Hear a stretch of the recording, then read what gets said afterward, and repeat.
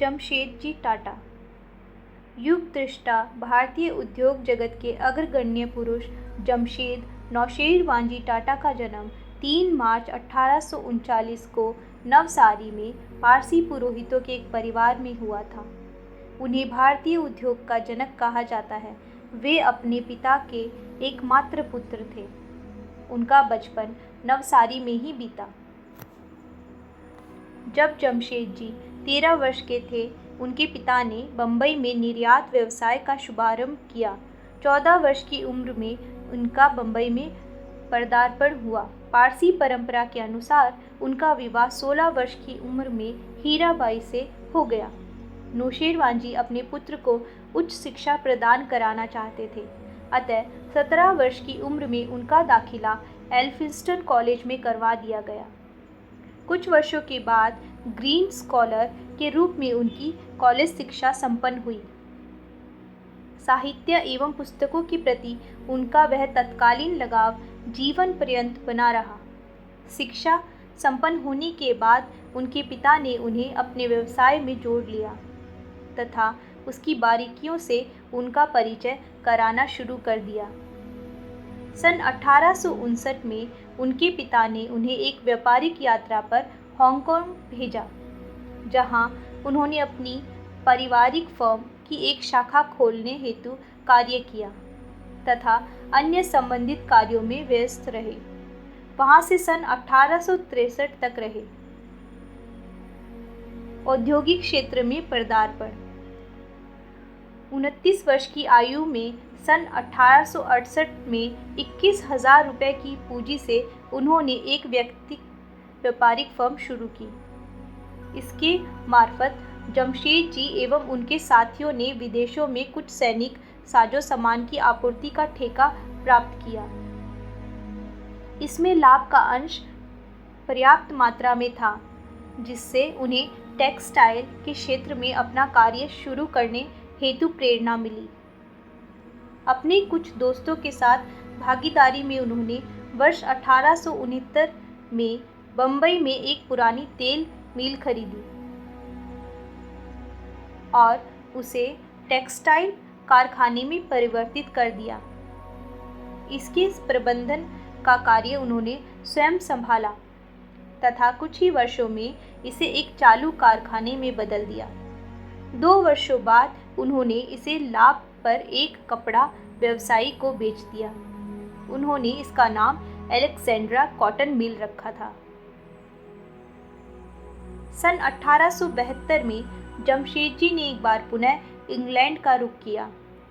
इस बार उनका उद्देश्य था वहां के उद्योग का अध्ययन, विशेषकर लंकाशायर स्थित कपड़ा व्यवसाय का अध्ययन। वे भारतीय कपड़ा उद्योग के विकास के इच्छुक थे। उस समय बम्बई में लगभग 1 दर्जन कपड़ा मिलें थी तथा कपड़ा मिलों हेतु यह एक उपयुक्त स्थान समझा जाता था। लेकिन जमशेद जी ने इस सोच के विपरीत मध्य भारत के शहर नागपुर को अपने कारखाने की स्थापना हेतु चुना। इस प्रकार उन्हें उस समय उस क्षेत्र तक स्थापित रेलवे सुविधाओं का भी लाभ मिला। नागपुर शहर का चुनाव करते वक्त उन्होंने 3 मुख्य तथ्यों का सामने रखा: कपास उत्पादन, रेलवे सुविधा तथा ईंधन एवं जलापूर्ति की स्थिति। सन 1874 में 15 लाख रुपए की पूंजी से उन्होंने the central India spinning, weaving and manufacturing company की शुरुआत की। इसमें उनकी एवं उनके साथियों की पूंजी लगी हुई थी। 1 जनवरी 1877 को क्वीन विक्टोरिया को भारत की रानी घोषित किए जाने पर नागपुर में एम्प्रेस मिल का शुभारंभ हुआ। नागपुर की सूत कपड़ा मिल ने जमशेद जी के लिए एक प्रयोगशाला का काम भी किया। यहाँ उन्होंने इसके विकास की प्रत्येक बारीकी पर ध्यान दिया। प्रौद्योगिकी के नए प्रयोग एवं श्रमिक कल्याण पर विशेष ध्यान दिया गया। तत्कालीन समय के अनुसार सबसे उन्नत अमेरिकी मशीनरी प्रतिस्थापित करके कपड़े की गुणवत्ता में भी सुधार किया। वर्ष 1886 में उन्होंने पेंशन फंड तथा वर्ष 1895 में दुर्घटना क्षतिपूर्ति जैसी नई शुरुआतें की। इस तरह वे अपने प्रतिस्पर्धियों से मीलों आगे निकल गए।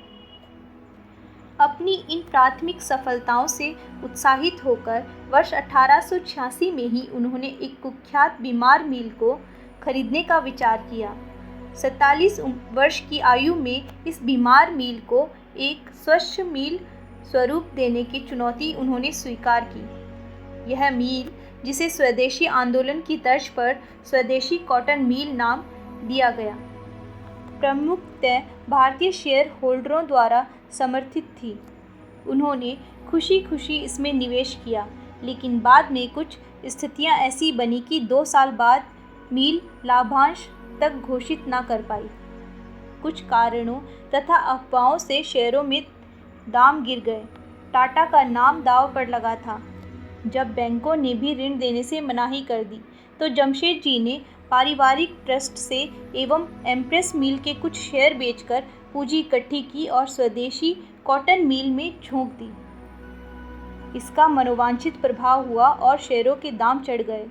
अपने सबसे अच्छे दिमाग तथा दक्ष कर्मचारियों की सेवाएं उन्होंने स्वदेशी कॉटन मील को उपलब्ध कराई तथा कुछ ही वर्षों में इसे एक उच्च श्रेणी की टेक्सटाइल मील में रूपांतरित कर दिया। शीघ्र ही इसमें निर्मित कपड़े का निर्यात चीन, कोरिया, जापान तथा मध्य पूर्व के देशों को होने लगा।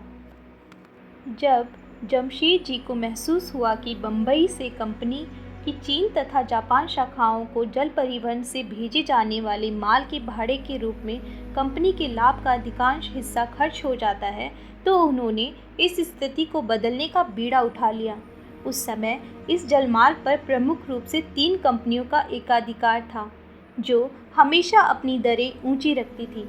इसीलिए जमशेदजी ने निप्पन युसेन काइसा नामक जापानी स्टीम नेविगेशन कंपनी का रुख किया, ताकि सस्ते परिवहन की सुविधा प्राप्त हो सके।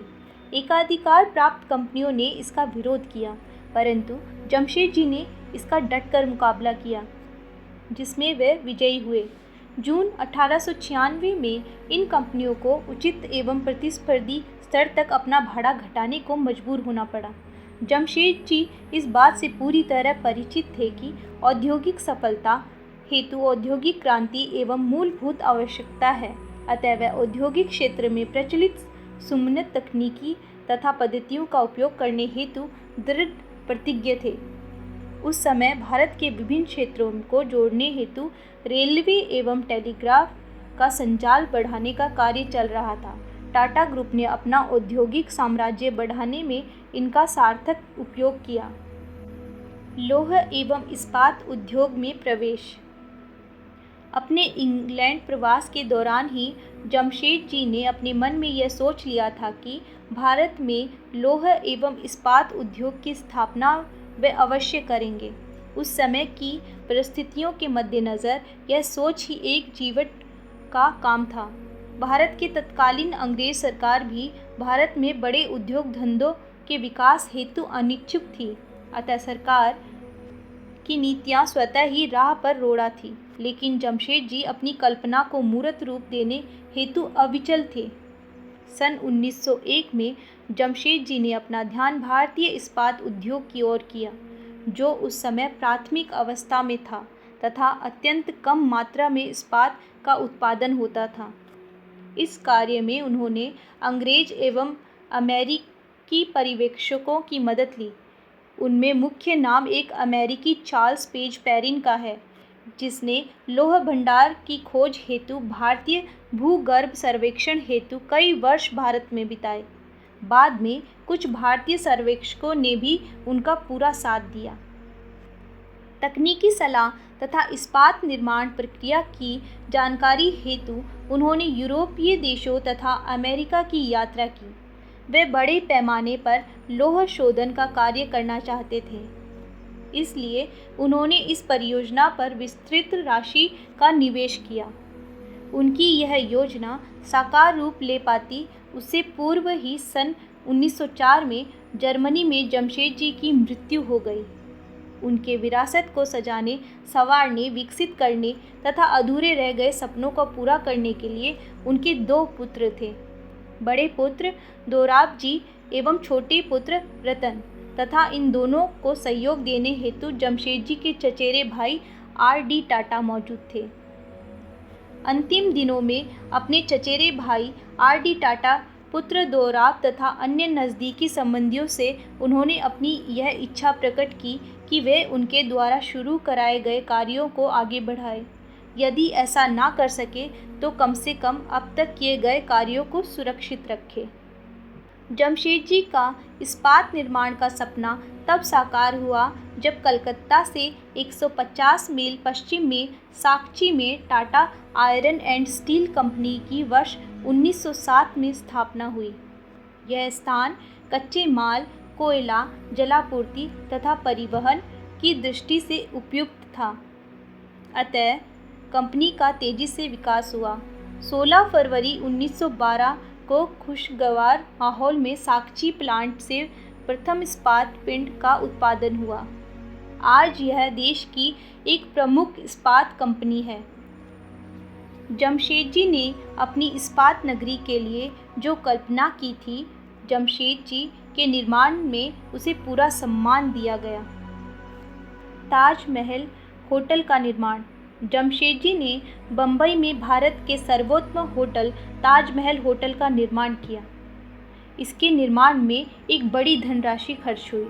इसके निर्माण के पीछे उनका उद्देश्य था भारत में यात्रियों को आकर्षित कर पर्यटन को बढ़ावा देना। अपने यात्राओं के दौरान उन्होंने स्वयं इस होटल की साज सज्जा का सामान खरीदा। होटल उस समय के यूरोपीय मानकों के अनुरूप सभी सुविधाओं से सज्जित था। इसमें एक सोडा, एक बर्फ़ कारखाना, वॉशिंग एवं पॉलिशिंग मशीन, लॉन्ड्री, एलिवेटर तथा इलेक्ट्रिक जनरेटर सहित सभी ज़रूरी व्यवस्थाएं की गई। इसका उद्घाटन सन 1903 में हुआ। उस समय यह बम्बई का प्रथम भवन था जो बिजली से प्रकाशित था, इसलिए अमेरिकी पंखे लगे थे तथा टर्की शैली के बाथरूम बने थे। किचन हेतु अंग्रेजी बटलरों की नियुक्ति की गई थी। कुल मिलाकर होटल में वे सारी सुविधाएं मौजूद थी जो दुनिया की बेहतरीन जानी मानी होटलों में मौजूद थी। जमशेदजी के जन कल्याणकारी कार्य। जमशेदजी में परोपकार के संस्कार कूट कूट कर भरे थे। इसी हेतु सन 1892 में उन्होंने जे.एन. टाटा ट्रस्ट की स्थापना की। उन्होंने उच्च शिक्षा के लिए एक फंड की स्थापना की। इसके अंतर्गत योग्य छात्रों को उच्च शिक्षा हेतु विदेश भेजना शुरू किया। इस योजना के तहत भारत के कई शुरुआती इंजीनियर, सर्जन, फिजिशियन, बैरिस्टर तथा ICS अधिकारी लाभान्वित हुए। सन 1898 में उन्होंने अपने 14 भवन तथा एक बड़ी धनराशि तथा 4 भूसंपत्तियां post graduate institute for scientific research की स्थापना हेतु प्रस्तुत की। यद्यपि ब्रिटिश सरकार की हिला हवाली के कारण उनके जीवन काल में उनका यह सपना पूरा ना हो सका, लेकिन उनकी मृत्यु के बाद उनके बेटों ने इसे पूरा कर दिखाया।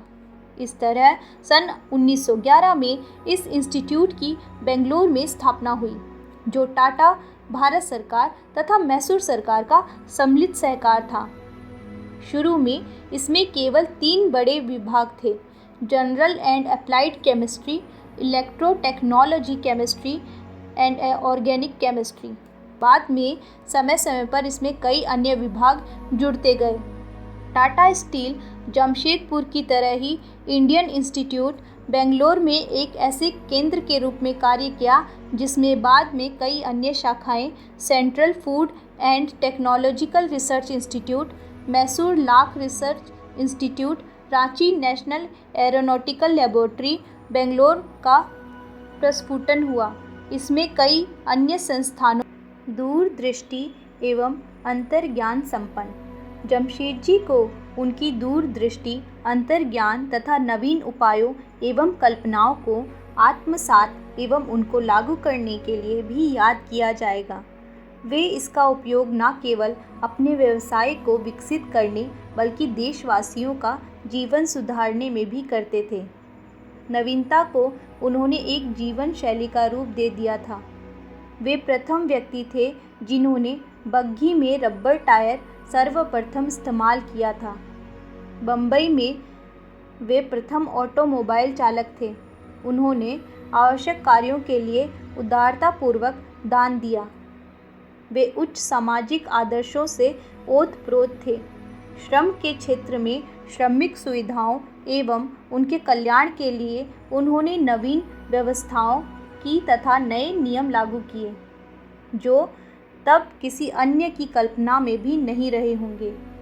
विदेशों में तो वे सुधार कई दशकों बाद लागू हुए।